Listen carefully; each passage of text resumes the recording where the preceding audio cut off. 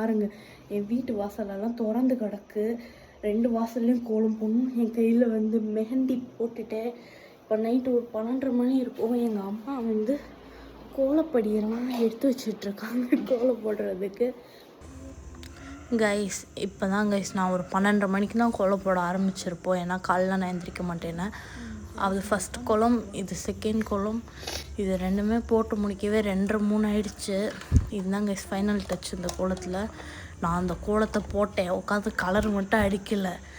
அதுக்கப்புறம் இது பார்த்துக்கோங்க கைஸ், இது ஃபஸ்ட் கோலம் லெஃப்ட் சைடு, இது செகண்ட் கோலம் ரைட் சைடு கைஸ். அப்புறம் காலையில் எழுந்திரிச்சோன்னே என்னை சாமி கும்பிடலாம் டார்ச்சர் பண்ணி வர வச்சுட்டாங்க காலைல குளிச்சு. ஆனால் எனக்கு கடவுள் நம்பிக்கை இல்லை, அது ஏன்னு தெரில.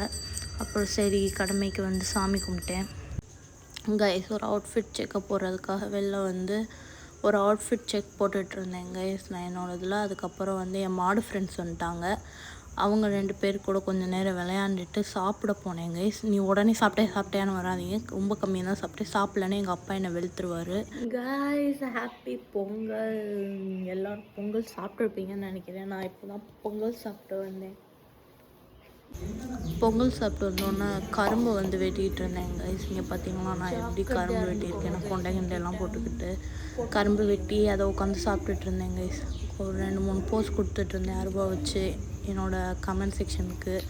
அதுக்கப்புறம் என்ன கைஸ் நல்லா கரும்பு சாப்பிட்டுட்டு இருந்தேன் ஐபேடில் படம் பார்த்துக்கிட்டே. அதுக்கப்புறம் முடிஞ்சுதான் நைட்டு வந்து நான் படத்துக்கு போகலான்னு நினச்சேன். அதே மாதிரி படத்துக்கு போயிட்டேன் கைஸ். படத்துக்கு வந்து என்ன படம்னு கேட்டிங்கன்னா வாத்தியார்னு சொல்லிட்டு ஒரு படம். அவள் தாங்க